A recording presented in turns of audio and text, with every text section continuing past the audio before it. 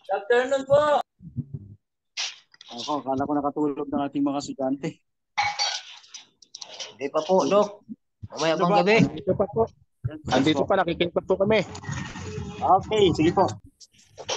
Sino kaya ang pwedeng mag-pray sa ating ngayong hapon? Wala po, Dok. Sige po, go ahead. Thank you. Ama namin na sa langit po kayo, sinasamba po kami na ngayong hapon na ito sa aming pag-aaral na ipagtubayan po kami kasama po ng aming profesor na si Dok Arnel Suglamayakanda at kasama po rin aking mga classmates na magkakaroon po kami ng biyaya at pagpapala, magkakaroon ng karunungan. Salamat po sa pakinig sa among samot dalangin sa pangalan po ni Jesus. Amen. Amen. Amen. Thank you so much sa Sir Alberto. Dahil lang po, nandito kami sa labas. Nag-attend kami ng graduation, Graduation, recognition sa mga achiever ng mga estudyante dito sa Nela College, Alicia. So I'm trying to connect my laptop dito sa sa data ng aking cellphone pero hindi siya makapasok. Kaya yung slides ko po ay hindi ko magagamit ngayon. Pero meron tayong tuloy po ang ating klase.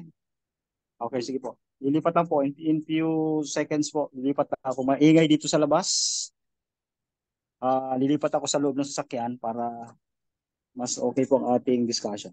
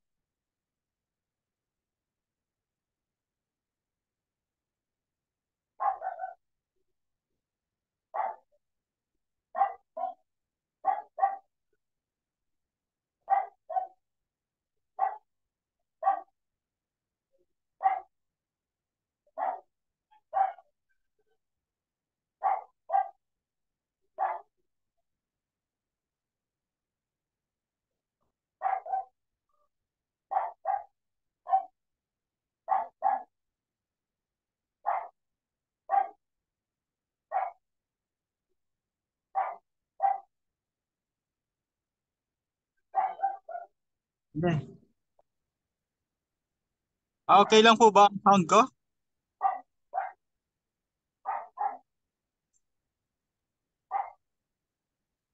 Okay lang po. Narinig nyo ba yung tunog ng aircon? Maingay po ba yung tunog ng aircon? Okay lang. Wala po, okay lang po. Pero medyo pan lang. Medyo maingay. Yung, yung sound, parang malayo lang konti.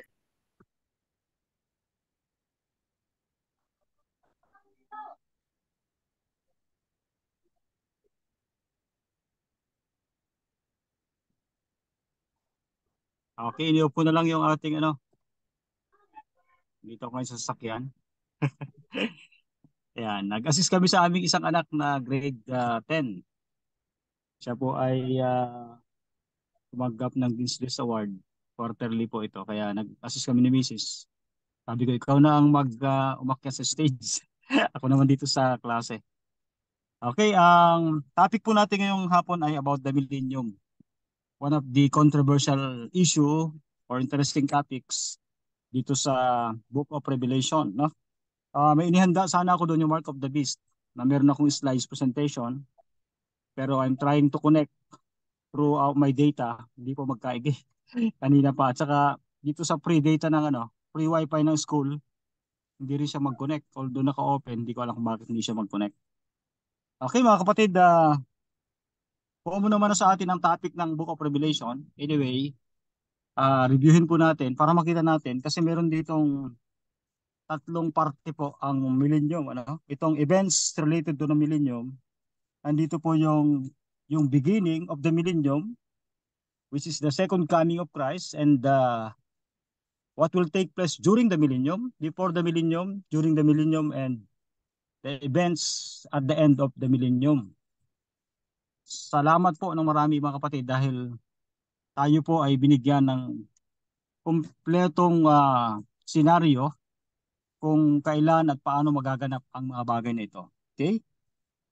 Let's open our Bible in Revelation chapter 20 verse 4. Tingnan po natin yung 20 verse 4. Sino po kaya ang pwede magbasa?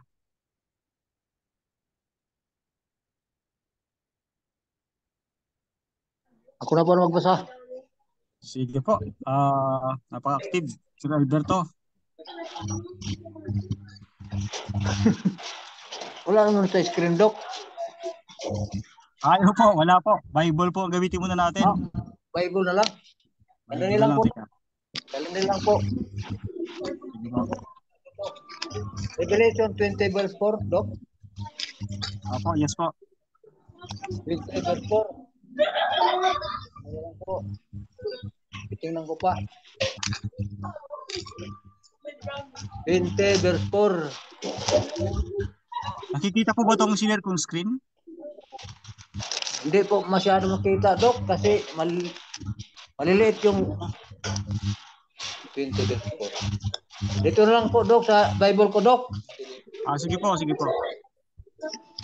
Verse 4. And I saw thrones, and they sat upon them, and judgment was given unto them, and I saw the soul of them that were beheaded for the witness of Jesus, and for the word of God, and which had not worshipped the beast, neither his image, neither had received his mark upon their foreheads or in their hands, and they live and reign with Christ 1,000 years. Yun, Doc. Okay, Verse thank you very 4 much po. po. Thank you very much po. Sige. Medyo maingay lang yung ating background dyan. Yung mga naka-open pa bang ibang Yung mga naka-open pang iba. Okay, sige. Paki-off na lang po lahat ng mga hindi pa po magsasalita. Paki-off lang po ang inyong mga sounds. Medyo maingay lang po dito. Pasensya na kayo. Malapit kami sa National Highway. Itong ating school dito. Okay, itong second coming of Christ mga kapatid, ang simula po ng millennium, anyway, yung word ng millennium po ay galing sa dalawang salitang Latin.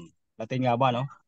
Millie and annum. Ibig sabihin nito ay 1,000 taon. Ay 1,000 yung millie at yung annum ay taon.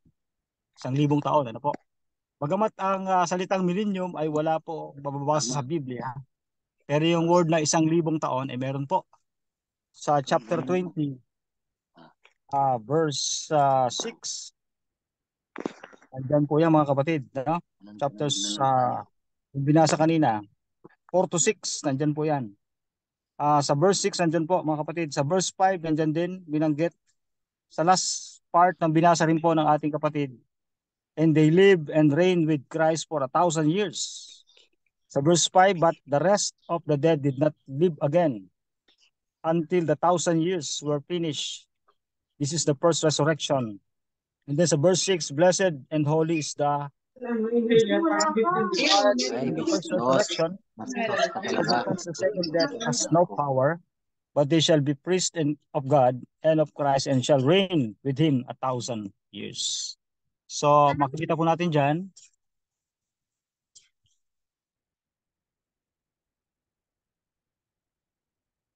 may mga anak ditong kasama eh. Okay, doon sa Revelation 19 verses 11 to 12, sa beginning po ng millennium ay nandyan po ang paratandaan o pasimula ng millennium mga kapatid, noong 1,000 years ay itong pagbabalik ng ating Panginoon. Let's read the 19 verses 11 to 21. Ang sabi dito mga kapatid, Christ on a white horse. Now I saw heaven opened, and behold, a white horse, and he who sat on him was called Faithful and True. And in righteousness he judges and makes war. Andiyan yung description ng kanyang physical appearance ng ating Panginoong Hesus. Nagpapakita ng kanyang pagiging makapangyarihan bilang hari. At ipinakita rin dyan na meron siyang sharp sword sa verse 15. At sabi niyo rito ay he should strike the nations and he himself will rule them with rod of iron. He himself treads the winepress, the fierceness and wrath of Almighty God. At sa verse 17 at sa verse 20 mga kapatid, patuloy sa 19 hanggang verse 21 ay nandun po yung mga description ng pagbabalik ng ating Panginoon. The second coming of Christ. Okay? Ang pasimula po ng millennium ay ang pagbabalik ng ating Panginoong Hesus. And then sa Revelation 19 verse 21 and itong parallel text niya na 2 Thessalonians 1:7 to 8, sa pagbabalik ng ating Panginoong Hesus ay papatayin ang lahat ng mga makasalanan. So, sabi rito, the wicked killed. Pumamatay po lahat ng makasalanan. Paano po ang kanilang kamatayan? Paano po ang paraan ng kanilang pagkamatay? Sa second coming mga kapatid. Panginoon. Paano po yung paraan ng kamatayan ng mga wicked sa second coming? Sa pamamagitan ng hininga ng Panginoon, papatayin sila. Yes po, dito sa 2 Thessalonians, ano? No. At hindi lamang doon sa hinga ng Panginoon, kundi sa kanyang glory. Di ba naalala niyo po yung pinag-aralan natin doon sa Revelation chapter 6? Yung mga, sabi nga, sino makatatayo sa pagbabalik ng Panginoon, sa dakilang araw ng Panginoon? Sino makatatayo? So napag-aralan din natin, ang sagot doon yung sealed saints, yung mga 144,000, no? Or the multitudes. Yun po yung binabanggit na makatatayo. Pero may isang grupo ng mga tao na hindi sila makatatayo sa harapan ng Diyos. Yung mga sisigaw na mga bato, mga bundok, tabunan mo kami. So sila yung mga mas nanaising pang mamatay kaysa kanilang makita ng face-to-face, sumukhaan ang pagbabalik ng ating Panginoong Hesus, mga kapatid. No? So ano pa? May binabanggit sa Biblia na 2 resurrections. Doon sa John chapter 5, verse 28 and 29, sino pong gustong bumasa? Basahin natin yung binabanggit na 2 resurrections na natala po sa Biblia. At ay, ang isang resurrection ay magaganap sa second coming of Christ.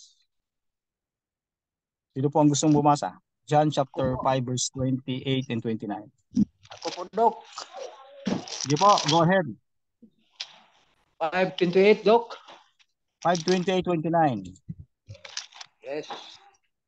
Ano lang po, Dok? Tingnan ko pa. 28, 5:28, 29. 28. Ito, Dok. Babasahin ko na, Dok. Yes po, pakibasa. Marvel not at this, for the hour is coming, in the which all that are in the grave shall hear his voice, and shall come forth they that have done good unto the resurrection of life, and they that have done evil unto the resurrection of damnation. Yan, Dok. Okay, thank you very much. Sa Tagalog version ay sinasabi ng ating tala, mga kapatid, huwag ninyong ipangdilalas ito. Huwag niyo ipagtaka sapagkat dumarating ang oras na ang lahat ng na nga sa libingan ay makakarinig ng kanyang tinig at magsisilabas ang mga nagsigawa ng mabuti sa pagkabuhay na maguli sa buhay at ang mga nagsigawa ng masama ay sa pagkabuhay na maguli sa paghatol. So mayroong binabagit dito na two resurrections. Ito yung magaganap sa second coming of Christ, yung tinatawag natin na first resurrection, resurrection of the righteous. Yan, yung tinatawag na first resurrection. Nakatala po yun sa Revelation chapter 4 to 6, 20, verses 4 to 6, 1 Thessalonians 4:16 to 18. Yung binabanggit ni Paul na resurrection morning, yan na po yung sa second coming of Christ. At sa Revelation chapter 20, may binabanggit din doon na mapalad at banal ang makasama sa o makalakip sa verse 6 ng chapter 20 sa unang pagkabuhay na maguli sapagkat walang kapangyarihan sa kanila ang kamatayan, ikalawang kamatayan. So ito pala yung magaganap sa pasimula ng milenyum o 1,000 taon. Darating si Jesus, pamamatay ang mga makasalanan dahil sa kaluwalhatian ng kanyang pagbabalik. Dahil sa kanyang pagbabalik mga kapatid ay tatlong kaluwalhatian ang dala niya. Kaluwalhatian ng kanyang ama, sarili niyang kaluwalhatian at yung kaluwalhatian ng mga anghel na kasama niyang abay sa kanyang pagbabalik. So sa 1 Thessalonians 4:16 to 18, may binabanggit si Pablo dyan, mga kapatid, na ang pagbabalik ng Panginoong Hesus, description ng kanyang pagbabalik sa unang Korinto 4:16 hanggang 18. Sinasabi niya mga kapatid, na si Jesus ay muling darating at kanyang bubuhayin ang mga nangamatay na mga banal. Okay? And the righteous taken to heaven. 1 Thessalonians 4:17. Balikan nga po natin yon. At yung John 14:1 to 3, yung promise ng Panginoon, huwag magulumihanan ang inyong mga puso, mag-isampalataya kayo sa Diyos, mag-isampalataya din naman kayo sa akin. Sa bahay ng aking ama, maraming tahanan, kung di gayon ay sinabi ko sana sa inyo. Sapagkat ako'y paroroon upang ipaghanda ko ay ng dakong kalalagyan, at kung ako'y makapaghanda ng dakong kalalagyan, ay muling paririto ako upang tanggapin ko kayo sa aking sarili, at kung saan ako naroon, kayo naman ay dumuon. Yan po ang great promise ng ating Panginoon. Sa unang Tesalonica 4, balikan natin yung mga kapatid, verse 16 to 18. Sinabi dito, sapagkat ang Panginoon din ang bababang mula sa langit na may isang sigaw, may tinig ng arkanghel at may pakakak ng Diyos. At ang nangamatay kay Kristo ay unang mga bubuhay na maguli. So ito yung mga supporting text dito sa first resurrection of the righteous. Ang makakasama lamang sa unang pagkabuhay ay ang mga banal. Kaya nga ang paniniwala po natin ay biblical. Tayo naniniwala na ang mga patay ay bubuhayin lamang sa pagbabalik ng ating Panginoong Hesus. Dahil kung ang mga patay nasa langit na, ang patay na mabuti, bakit sino pa ang bubuhayin ng Panginoong Hesus sa kanyang pagbabalik sa ikalawang pagdating niya? Kung totoo ang paniniwala na ang mga banal ay umaakyat na sa langit, o kaya ipagkatapos may pagpamisa mula sa impyerno, dadaan sa purgatorio at makakarating ng langit. Kung meron kang pampamisa, pambayad sa misa, ay kung wala, so walang pag-asa ng kaligtasan. Pero mga kapatid, ang biblical talaga na tinuturo ay sinasabi po na na ang unang pagkabuhay na maguli ay sa ikalawang pagbabalik ng ating Panginoon Hesus. Sino pang bubuhayin? Ang mga namatay kay Kristo. Mga matuwid, na mga banal na namatay kay Kristo, ibig sabihin, mga righteous righteous saints. Righteous na saints pa. Na namatay sila before the second coming of Christ. Pero meron ding mga righteous na abutang buhay din ng Panginoon. Sa 1 Thessalonians chapter 4, 16 to 18, o 13 to 18, binabanggit po doon na dalawang uri din ng tao na banal ang aabutan. Banal na mabuti, hindi na sila mamamatay, aabutan silang buhay ng Panginoon sa pagbabalik, babaguhin lang ang kanilang katawan. Basahin niyo po yung 1 Corinthians chapter 15, 51 hanggang doon sa last verse niya. Last verses, nandun po na sinasabi na ang ating mga katawan, yung abutang buhay ay babaguhin ating mga katawan. In the twinkling of an eye, sa isang kisap mata, sa muling pagtunog ng trompeta, ay babaguhin ang ating mga katawang amortal, gagawin ng Panginoon na bibihisan ng immortalidad, no?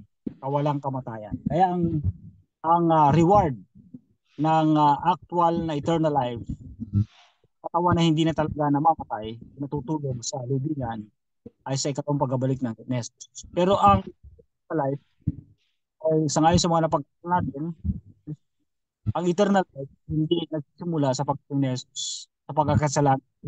Pag tinanggap mo si Jesus, manatili magsisimula na ang eternal life. Ang tanong ng iba, bakit pa namamatay kung may eternal life na? Ang sagot natin ay hindi na namamatay ang tumanggap na kay Kristo. Natutulog na lamang sila sa libingan para magpahinga hanggang sa pagbabalik ni Jesus. Okay, maliwanag po. The righteous taken to heaven. Yan na po, 1 Thessalonians 4:17. Anong sabi doon? At kung magkagayon, tayong nangabubuhay na nangatitira ay agawing kasama niya sa mga alapap upang salubungin ng Panginoon sa hangin. At sa ganito'y sa Panginoon tayo magpakailanman. Eh, yun daw pong mga patay na mabuti ay bubuhayin sa pagtunog ng trumpeta, at dun sa tinig ng arkanghel, yung pong tinig ng arkanghel doon, may isang sigaw. Yung sigaw na yon, sang-ayon sa Spirit of Prophecy, yun po ay mabuhay kayo, kayong mga natutulog sa alabok ng lupa, bumangon kayo. Yan po yung sigaw ng arkanghel. Ang arkanghel ang tinutukoy dyan ay archangel, yung ating Panginoong Hesus po yan. Okay? Meron siyang sigaw ng paggising sa mga natutulog sa alabok ng lupa. Bumangon kayo, kayong mga natutulog sa alabok ng lupa. Gumising kayo, sapagkat sila po ay natutulog lamang. Sa pananaw ng Diyos sa mga banal na namatay, ay tulad lamang ng isang pagtulog. Katulad ng sinabi ni Jesus sa panahon ng siya'y pumunta sa libingan ni Lazaro. Sinabi niyang natutulog lamang ang ating kaibigang si Lazaro. So mga kapatid, the righteous taken to heaven. Yung mga banal na namatay ay bubuhayin sa pagbabalik ni Jesus. Yung aabutang banal ay nabuhay ay babaguhin ang mga katawan. Pero sabi ni Pablo, sino bang mauna? Yung buhay na nababaguhin na ng katawan o yung patay na bubuhayin pa na banal? Patay na banal na bubuhayin. Sino po mauna? Sabay-sabay po sila, Dok, papuntang langit. Sabay-sabay po ano. Kasi binanggit ng Biblia na tayo mga nabubuhay ay hindi tayo mga uuna sa mga natukatutulog. Ibig sabihin ni Pablo, yung mga abutang patay sa libingan, natutulog sa libingan ng mga banal, ay hindi sila mahuli. Dahil isipin natin, bubuhayin pa sila, abutang buhay yung iba, so mauna ang mga abutang buhay kasi babaguhin na lang sila. Pero sabi ni Pablo, parang sa unang Tesalonica 4:13 hanggang 18, sabi niya ay hindi tayo mauuna ang mga buhay, no? Hindi mauuna, kundi sila ay sabay-sabay na sasalubong sa Panginoon sa hangin. Ano po?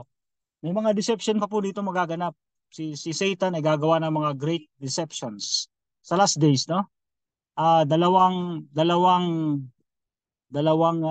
paraan na dadalhin ni Satanas ang mga tagasunod niya.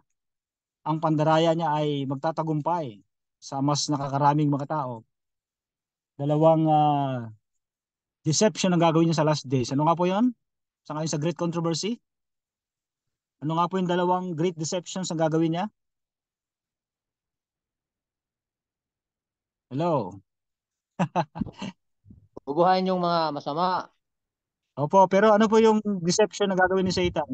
Yung deception na magdadala ng maraming tagasunod niya. Sa last days. Magpapakilalang Kristo na darating. Impersonation, magagawin din po niya yon.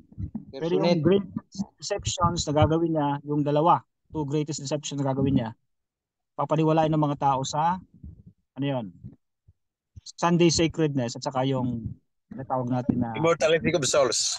Immortality of the soul. Spiritualism, I mean. Tama, paniniwalain ng mga tao na hindi namamatay ang kaluluwa. So kung hindi namamatay, bakit pa bubuhayin? Di ba? So maraming deception. At yung Sunday sacredness. Actually, may binabagit nga sa Spirit of Prophecy sa Last Day Events na book, ay babasa po natin. Kahit yung mga disciples, yung mga alagad, ay mag-impersonate sila. makikita ng mga tao at ah, sabihin nilang yung Sabat binago na ng Diyos yan. Linggo na talaga. Ayan.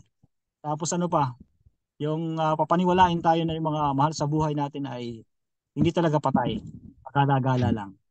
Kaya nga ano to talaga tong thrilling ito pagdating nito mga kapatid kasi baka may mahal tayo sa buhay na mahal talaga natin. Magpapakita ng actual sa iyo with your naked eye. Matinding deception niya. Baka kausapin natin. Di ba? Sa sobrang pagka-miss natin sa kanila. May mga nakakausap nga ako kahit mga Adventist. Kung magpapakita lang yung asawa ko, kamamatay lang, kalilibing lang. Kung magpapakita lang, kakausapin ko talaga, tiyayakapin ko. Nakakalungkot, no? May mga ganun pa rin sa sobrang yung emotional attachment, hindi pa nakabubuon yung mga tao talagang kahit sila po ay nadoktrinahan ng mga patay wala nang alam, pero sa last days po, matindi talaga yung deception na gagawin. Kailangan talaga tayo ay grounded sa truth.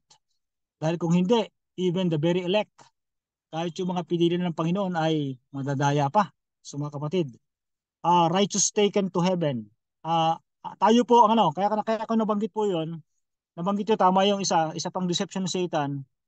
Before the second coming of Christ, merong short time, very short time. Before the actual second coming of Christ, may magaganap po na tinatawag na impersonation of the second coming. Mayroon ding darating, mayroon ding great glory, may glory talaga, maliwanag, may mga angels din, may mga trumpet sounding din. Ang itsura niya ay talagang gagayahin niya yung description ng Bible na second coming ni Christ. Pero ano po magkakaiba? Ang madistinct yung ano gagawin? Yung ano, dumarating. Ano pong description ng Spirit of Prophecy? Paano natin malalaman kung si Christ na nga po na legit yung dumarating or impersonation din Satan? Tandok sa hayag sa kapit.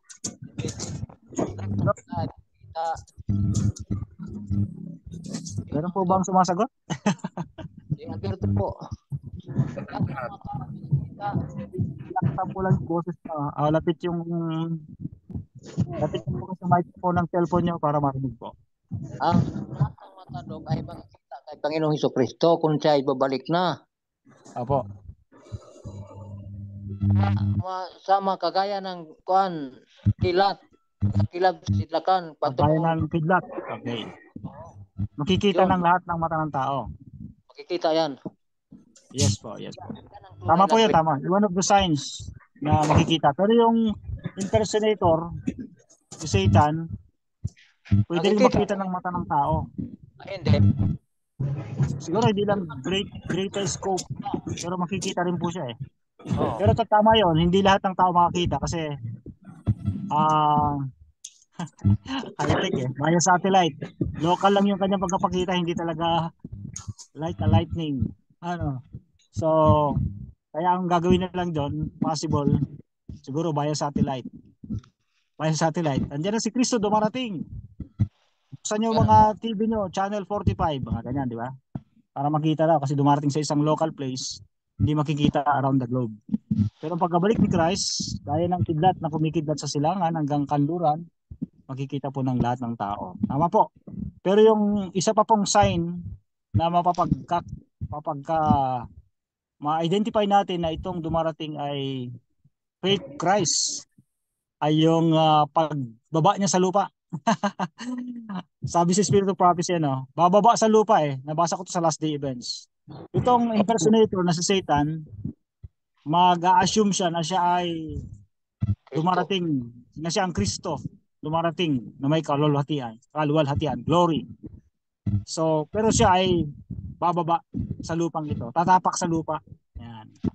Tatapak sa lupa, at yun yung hindi pinayagan ng Panginoong Hesus na 100% na magaya po niya yung kanyang pagbabalik.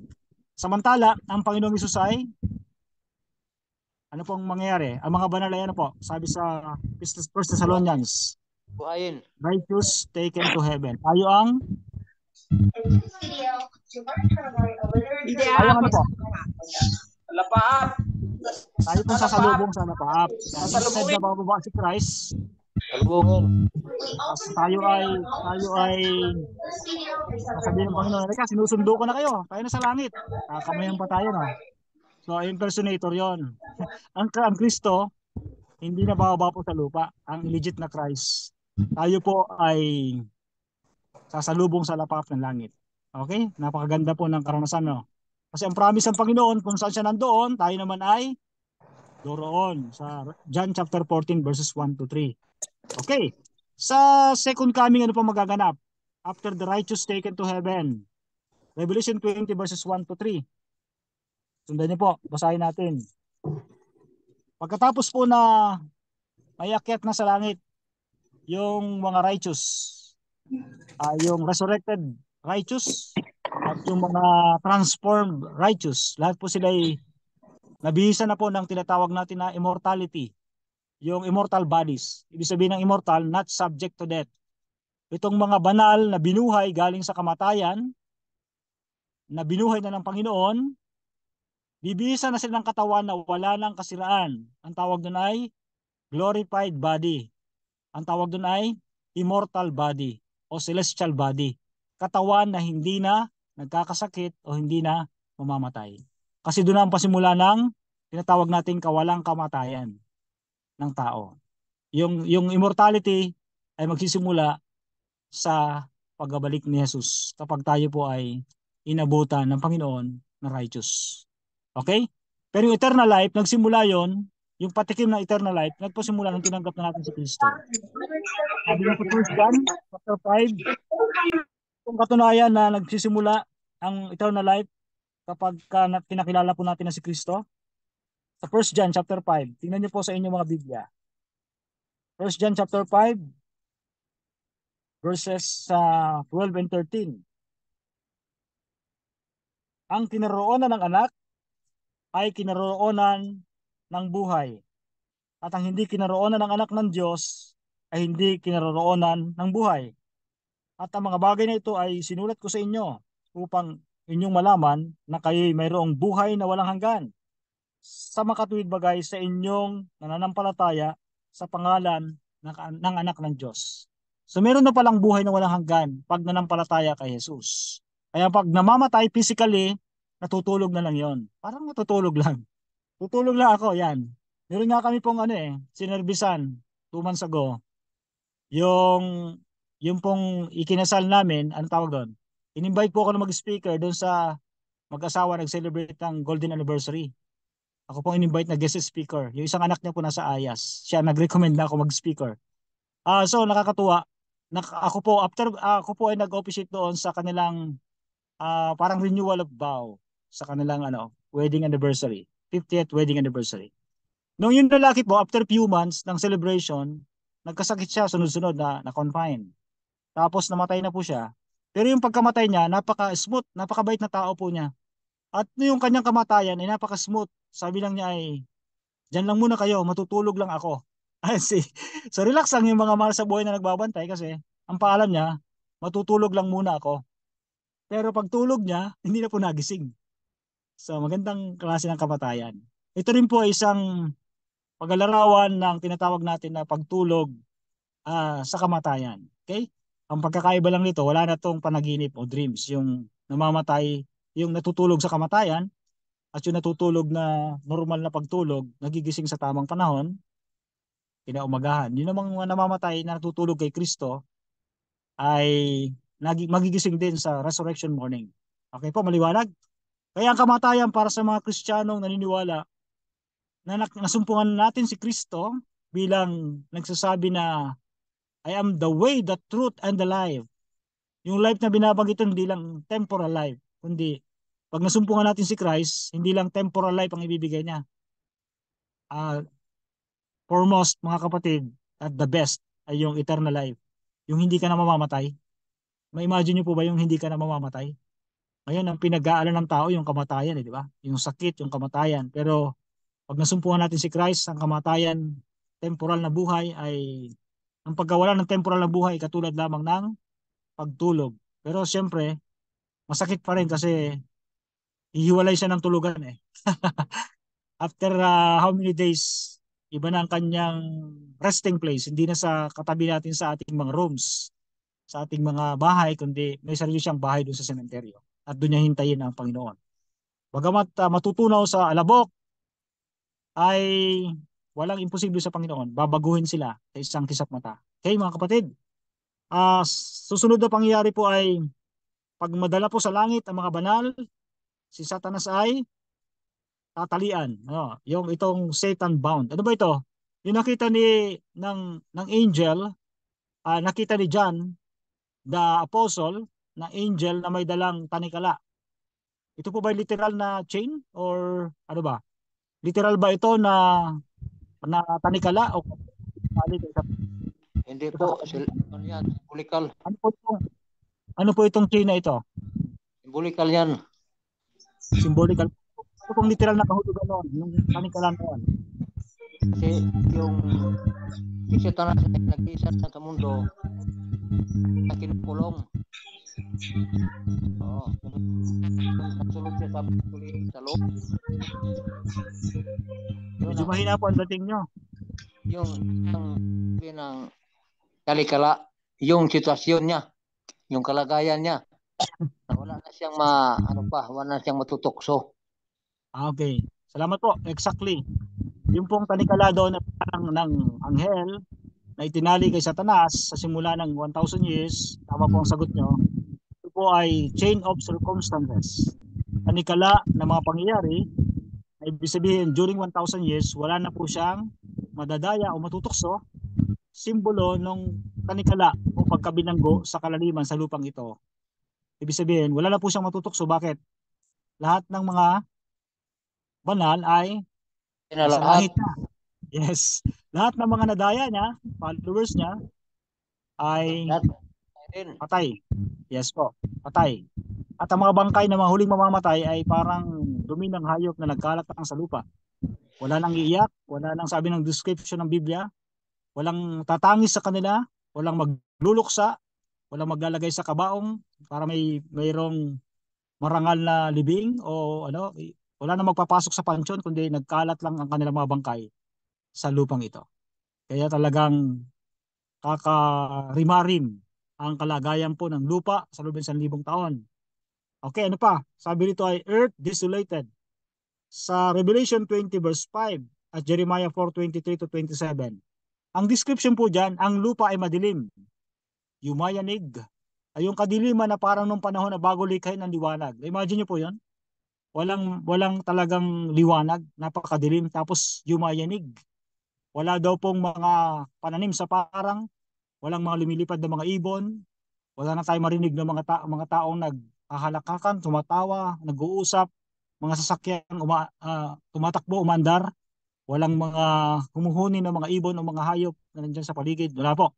So katahimikan, pero madilim na katahimikan at habang yumayanig. At ang buhay lamang sa panahon ng 1,000 years, sino po? Satanas po. Satan lang po ang buhay sa panahon ng 1,000 years, no? Sabi dito, during the Satan lang po, tama. During the 1,000 years, mga kapatid, ang mga banal, saints reign with Christ in heaven. So nasa langit na, Revelation 20 verse 4 and 6, Daniel 7 verse 27, ang mga banal po ay nasa langit na, di ba sabi ng Panginoon Jesus, maghahari kasama Kristo yung mga banal. Ano po, 1,000 taon na maghahari sila. So may mga gagawin din doon. Kung gusto niyo makita ang description ng mga gagawin ng mga banal during 1,000 years, nandun din po sa Book of Revelation, chapter 20 hanggang 22. Yung 3 last chapters. And then yung last 5 chapters ng Great Controversy, nandun din po ang mga gagawin ng mga banal sa langit. Okay. Nandyan po, maghahari ng 1,000 taon ang mga banal sa langit. Okay. So magaganap din po yung tinatawag natin na judgment in heaven. No? Sa paghukom, kung dun sa pre-advent judgment o yung before the second coming of Christ, yung paghukom na ginawa ay para sa mga banal, pag masiyasat ng paghukom, yung pre-advent judgment, yung namang ikalawang second phase of the judgment will happen during the millennium. Kung saan po may magaganap naman na paghukom sa langit. Kasama na po ang mga banal na naligtas at kanila pong re-reviewin ang mga kaso ng mga hindi naligtas at ng mga ah bumagsak na mga anghel, yung mga nadayang anghel, yung 1/3, no? So kanila pong re-reviewin ang mga tala kung bakit nga ba hindi naligtas yung mga tao. So makikita po natin parang ano daw parang ipa-flashback yung lahat ng mga nangyari para sabihin natin na just talaga, matuwid at banal ang paghatol ng Diyos. Binanggit sa Revelation yun Matuwid at banal ang paghatol ng Diyos. Bakit? Nakabatay po sa mga tala at mga ebidensya ang gagawing paghatol ng Diyos, mga kapatid. So hindi ito titingala lang sa ulap ang Panginoon at sasabihin niya kung sino maliligtas at hindi. Kundi meron po talagang legit na accurate na tala ng mga record ng mga ginawa ng tao kung bakit hindi sila naligtas. At i-justify ng Panginoon kung bakit may mga tao hindi naligtas at yung mga anghel, bakit hindi sila nakapanumbalik at ba't sila mapapahamak. Nandun po ang mga tala at talagang kumpletong ebidensya. Tinala po yan ng mga anghel ng Diyos para wala pong masabi na hula lang yung paghatol na gagawin ng Diyos. Kundi, mga kapatid, base po sa mga pangyayari at sa mga desisyon ng mga tao ang pagkapasyang gagawin ng Diyos sa paghukom. Kaya nga, may kasabihan tayo na your choice determines your destiny. Pag pinili mo si Kristo, kahit ayaw mo ang eternal life, ayaw mo ang heaven, kasama yun, nakapackage yung kay Kristo. Dahil ang kinaroonan ng anak ay kinaroonan ng buhay. Kaya nga pag tinanggihan mo si Kristo, tinanggihan mo na lahat. Yung buhay na walang hanggan, yung langit, yung fellowship with the angels and the God the Father, yung sa Trinity, dapat sana makakasama natin yon sa heaven. Pero kapag tinanggihan natin si Kristo o nag-backslide tayo, talagang mawawala po lahat ng mga nakapackage doon sa Panginoong Yesus. No? Ano pang mangyayari? Satan and his angels bound to the uninhabited earth. Yun po, continuation lang yun. Revelation 20 verses 1 to 3. During the millennium o 1,000 years, ginapos si Satanas sa beginning, pero during 1,000 years, andun pa rin si Satanas. Natatali pa rin ng mga pangyayari kasi wala siyang matutukso sa lupang ito, mga kapatid. Yan po. Ano pa sa last part ng end of the millennium, during the millennium? Earth remains desolated and in chaos, no? Isaiah 24:19 to 22. So yung mundo natin, ang mundong ito ay wasak at sira. Walang mga building na nakatayo, pati mga bundok ay mapapatag, at talagang walang internet connection, lahat mawawala, no? Electric power, wala po lahat yan. So napakadilim at napaka-desolated po itong mundo natin. In chaos, sabi no? Chaos So napaka-wasak po talaga ito at parang walang silbi ang mundong ito. So sa end of the millennium, sabi sa Revelation 20 verse 9 to 21 verse 2, binabanggit doon na the holy city descends, no? Bababa ang bayang banal, ang New Jerusalem. Di sa lupang ito, kasama na si Christ at ang mga banal. Zechariah 14 verse 9. Bababa na po yung New Jerusalem, which is the capital city of the new earth. Yan. So yung 1,000 taon pala, bakasyon lang puno pala natin yon sa heaven. After 1,000 years, ay bababa rin po tayo rito. Nakasakay tayo dun sa New Jerusalem, the capital city of the new earth, no? Nandun tayo kasama si Christ at yung mga banal, ibababa po sa lupang ito. Then magaganap na po ang second resurrection.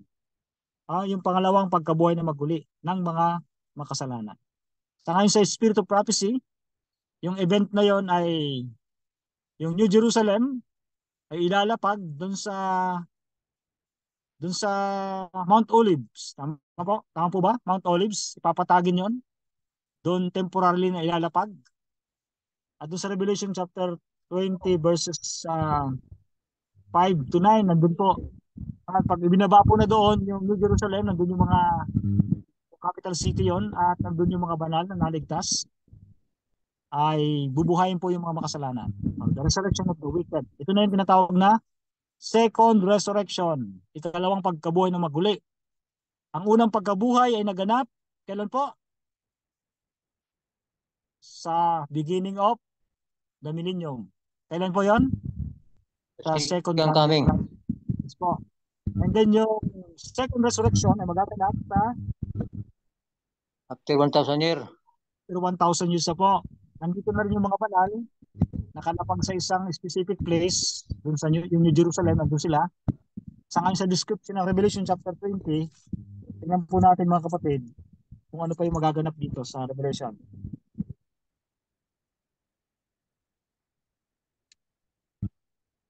Medyo madilim na sa ating area. Chapter 20. Wait lang po ha, at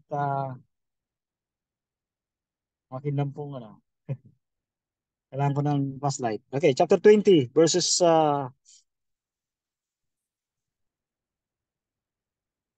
6, patuloy. 5 muna. Ang iba sa mga patay ay hindi nakabuhay hanggang sa maganap ang 1,000 taon. Ito ang unang pagkabuhay na maguli. So yun, okay. Mapalad at banal ang makalakip. Makasama, ano? Sa unang pagkabuhay na maguli. Sa mga ito'y walang kapangyarihan ang ikalawang kamatayan. Yung, ano po yung tinutukoy na ikalawang kamatayan dito mga kapatid? Ang unang kamatayan, di ba yung Lake of physical fire. death? Yes po, lake of fire. No? Binabanggit niya sa verse 15. No? Verse 14 and 15. Okay, anong sabi pa rito? Mapalad ang makalakip sa unang pagkabuhay na maguli. Sa mga ito'y walang kapangyarihan ang ikalawang kamatayan. Kundi sila ay magiging mga saserdote o priest, no? ng Diyos at ni Kristo at maghaharing kasama niya sa loob ng 1,000 taon. Kung maganap na ang 1,000 taon at si Satanas ay kakalagan na sa kanyang bilangguan. Kakalagan na po. At ilalabas upang dumaya sa mga bansa na nasa 4 na sulok ng lupa, sa Gog at sa Magog, upang tipunin sila sa pagbabakan. Ang bilang nila ay ano po? Gaya ng buhangin sa dagat. Imagine niyo po na ang description ng Bible sa mga maliligtas ay nalabi, yung remnant of his church. Pero ang description, in contrast, ang description ng mga hindi maliligtas at pinili po nila ang sumuway sa Diyos, tinanggihan nila si Kristo. Sabi rito mga kapatid, ang bilang nila ano? Gaya ng buhangin sa dagat. Sabi sa English version ay verse 8, ang sabi rito ay the number of whom is as the sand of the sea. Subukan nyo na pong mamasyal sa tabing dagat. Kita nyo kung gaano karami yung buhangin sa dagat. Grabe, di ba? So, gaya ng ito po ay symbolical number. Hindi naman sinabing ganun talaga ang literal na number niya. Kundi symbolical number po yan, ipinapakita ni John, the apostle, dito sa kanyang sinulat na in comparison, mas marami po na tao ang hindi maliligtas. Ibig ba sabihin nito, nagtagumpay si Satanas? Mas marami ang sumunod sa kanya at mas konti ang sumunod sa ating Panginoon. So marami po, sindami ng buhangin sa dagat ang hindi maliligtas mga kapatid. Sabi dito, ano, at nagsipanhik sila sa kalaparan ng lupa at kinubkob ang kampamento ng mga banal. Ito na po yon. Pagka binuhay na yung mga makasalanan, dadayain ulit siya ni Satanas. Ang galing, no? Matindi yung fighting spirit ni Satan eh. So sa kanya na lahat yun, pero parang i-organize pa rin niya yun. Dadayain, i-organize niya. Sa ngayon sa tala ng Spirit of Prophecy, magkakaroon po ng panahon, enough time para magbigay ng instruction si Satan. Merong yung magagaling na mandirigma daw po ng mga warriors at yung magagaling na mga mandirigma sa iba't ibang larangan po ng digmaan. Sila magli-lead po doon sa doon sa battle na yon. Yung tinatawag natin to, parang ito na po yung Battle of Armageddon, no? Yung greatest battle na magaganap po. Ito yung labanan.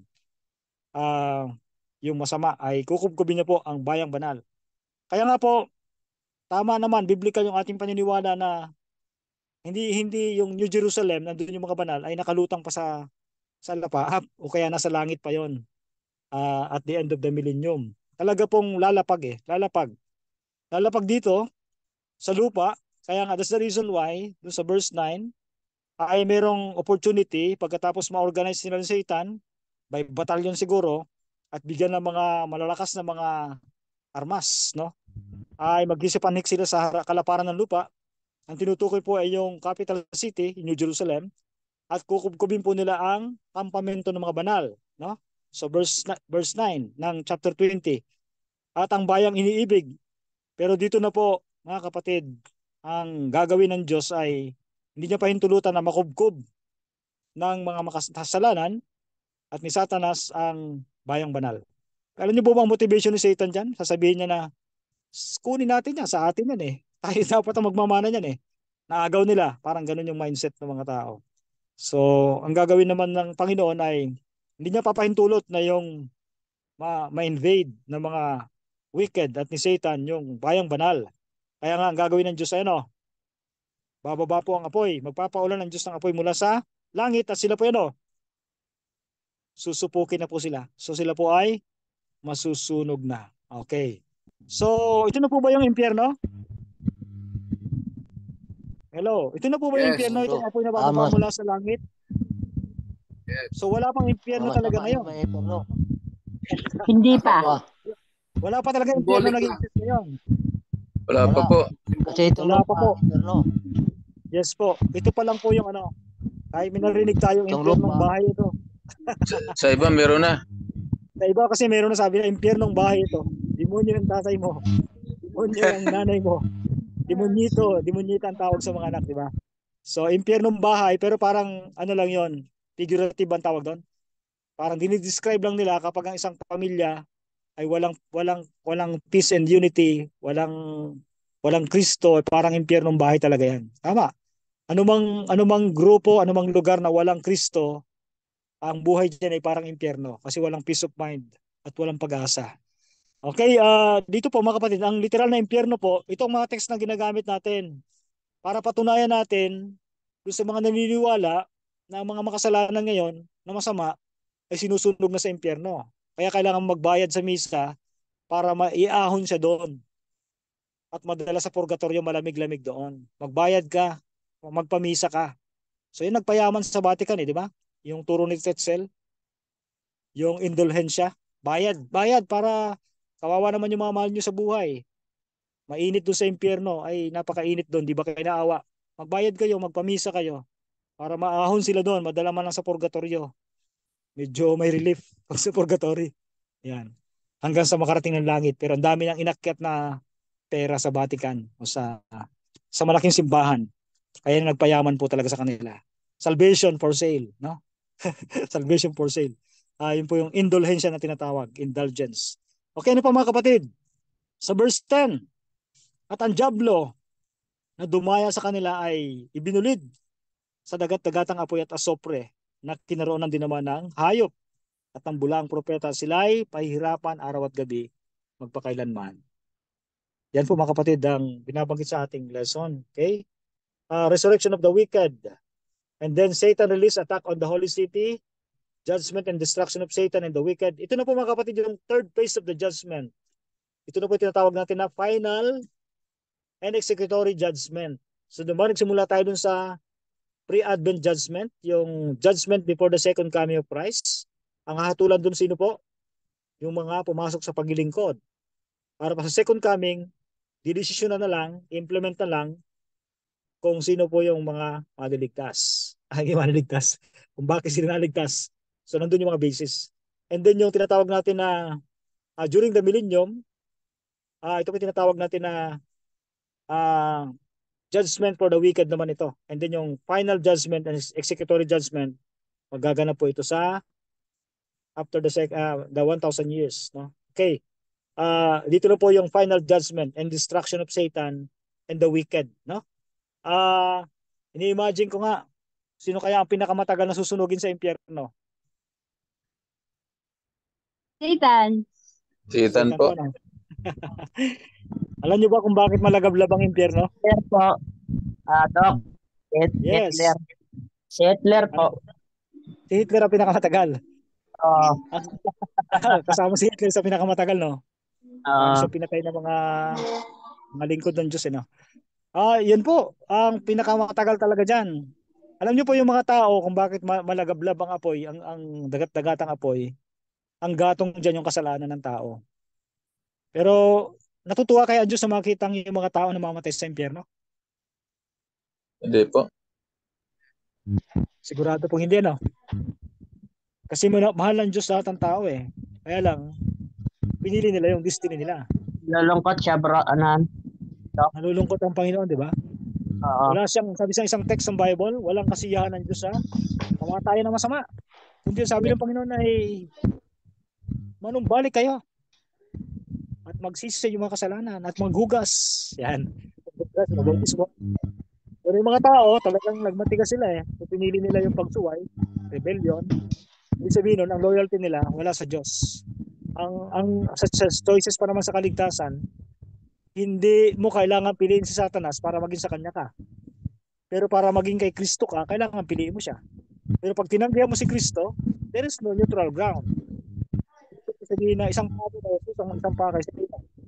Ang Panginoon ng wholehearted obedience. Ang gusto niya ay ayaw niya ng half-hearted obedience.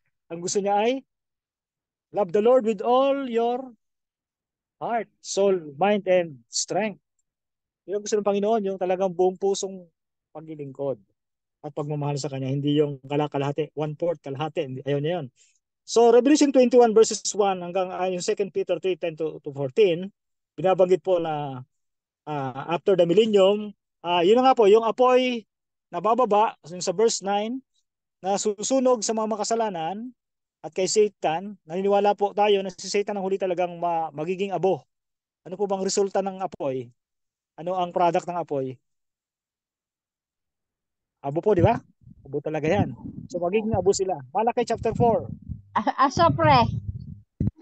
Tama. Kaya mas mainit yung apoy, may kasamang asopre. Kaya po napakainit talaga. Walang pinakamatigas na buto na hindi masutunog. Kahit napakatigas ng buto ng makasalanan na hindi po, walang matitirang parte ng katawan ng tao kapag nag-mix yung apoy at asopre po. Talagang tunaw. Ang product niyan, hindi po uling, kundi ashes, abo.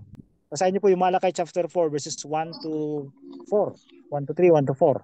Sinasabi doon na tatapakan ng ating mga paa, maging tungtungan ng ating mga paa, ang mga abo ng mga makasalanan.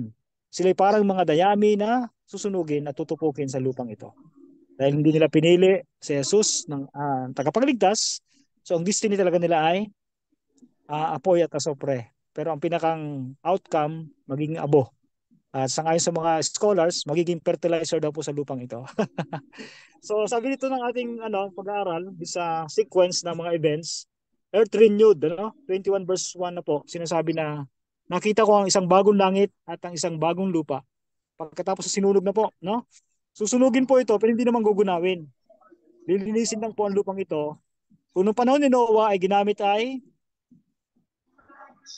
para linisin ang lupa, ginamit ng tubig, yun po ang gagamitin ng Diyos ay apoy, mga kapatid, no? Walang ibang makaliligtas kundi yung mga pinili lamang si Jesus na iligtas sila. Sapagkat ang unang langit at ang unang lupa ay naparam at ang dagat ay wala na. Sa verse 2, at nakita ko ang isang bagong bayang banal, ang bagong Jerusalem na nananaog mula sa langit buhat sa Diyos, na nakahandang gaya ng isang babaeng kasintahan na nagagayakan talaga sa kanyang asawa. At narinig ko ang isang malakas na tinig na mula sa kaluklukan, nagsasabi, narito ang tabernakulo ng Diyos na nasa mga tao, at siya mananahan sa kanila, at sila magiging mga bayan niya, at ang Diyos din ay sa kanila at magiging Diyos nila. What a great promise. Ito ang master plan ng Panginoon, mga kapatid. So ito yung pinaka-end ng ating lesson, except may mga tanong po kayo, ay anong oras na ba? 5:15. Sige, mag-extend lang tayo ng mga ilang minutes siguro dahil ito rin yung oras na tayo nagsimula na po. Meron bang clarification, tanong or reflection dito po sa ating pag-aaral? Meron po, Dok. Sige po. Go ahead. Yung tungkol po, Dok, sa Gog at Magog. Ano po yun? Literal po ba yun or symbolical? Meron po kasi talagang literal na na Gog at Magog. sa geographical ano natin. Pero sa pangyayari pong ito, nasa verse ano po yun, ano? Verse chapter 20, ano? Verse 9? Parang po, Dok. Wait lang po. Wait lang po, balikan natin. Chapter 20, verse 9 po yata yun, ano? Yung binasa natin kanina.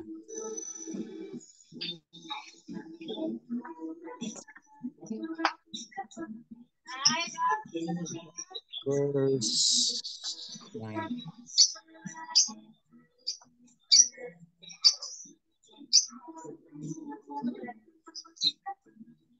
Okay, ito pong Gog and Magog mga kapatid ay nasa verse 8 po pala.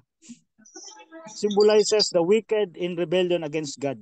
Ito po ay, ang stand po natin dito ay symbolical. Ito po ay simbolo daw po ito ng mga wicked in rebellion against God.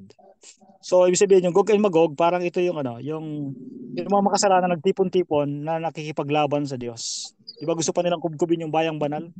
Saka ang kinin nila yun ay reward para sa mga righteous, saved righteous, pero gusto pa nilang kamkamin ano po. So yun po, symbolical po yun. Sama-sama po sila, Dok. Sama-sama po, no? Yung mga sama-samang ano, yung kalipunan ng mga wicked na nagrebelde sa Panginoon, sila po yung tinatawag na Gog and Magog. Kasi yung great great war, di ba, na magaganap. Okay? Okay. Symbolical po yun. Okay. All the wicked who ever live. Contrast, yan po, binabanggit. Okay. Meron pa po na tanong?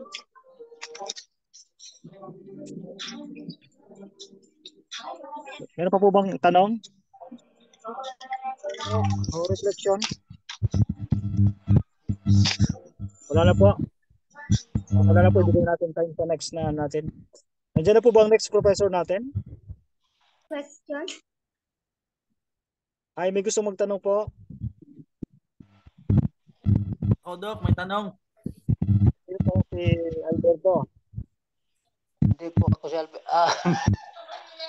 Iba yung nagtanong, Dok, hindi ako. Si Nunez. Ay, Nunez. yes. Ito. Sige po. Si Nunez po. Well, jury. Sige po, go ahead.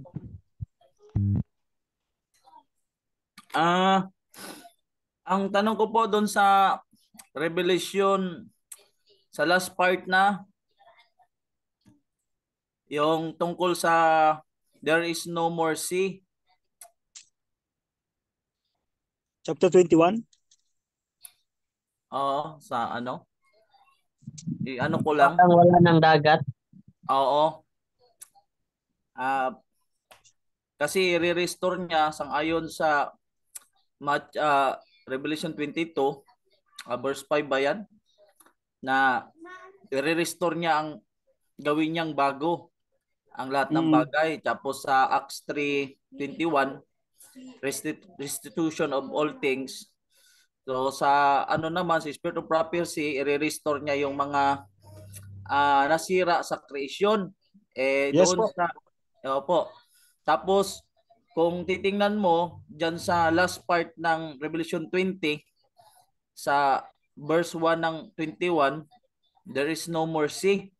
Kung i-restore niya ang lahat ng bagay, bakit wala ng sea sa kuan? Wala ng dagat. Oo. Symbolic yan. Preparation ang ibig sabihin doon. Yes po, yes po. Wala na pong dagat doon sa loob po kasi ng ano yan. Okay po, yung there is no sea po, sabi dito, yung binabagit na no more sea sa chapter 21 verse 1 ay symbolic po ito. Tama yung binanggit kanina, separation po yun. Kasi yung dagat, di ba naghihiwalay sa tao? Sabi nga po dito, does not rule out smaller bodies of water in the new earth. Or perhaps this is symbolic. There will be no sea of opposition to God. Kasi di ba yung sea ay naghihiwalay sa tao. Sabihin natin, lalayo na siya, pupunta sa iba yung dagat. So wala na daw pong mga bagay na maglalayo sa Diyos. Yung sido na binabanggit ay symbolical na ibig sabihin, mga bagay na naglalayo sa atin sa Diyos. Yun po yun. Tingnan niyo po sa ay base ko ito sa mga scholar natin from Andrews University. Tingnan niyo po yung Andrew's Bible sa page 1685. Nakalagay po dito mga kapatid na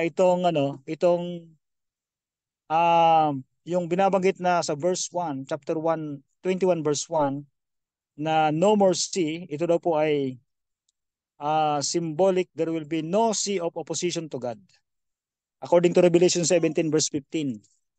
So wala na raw pong dagat ng paghiwalay, pero hindi sinasabing wala nang literal na dagat, kundi yung paghihiwalay natin sa Diyos. O kaya yung babangon pa na opposition against God. Yung mga ganon na prinsipyo. Kasi nasa Book of Revelation po kasi tayo, we have to consider the literal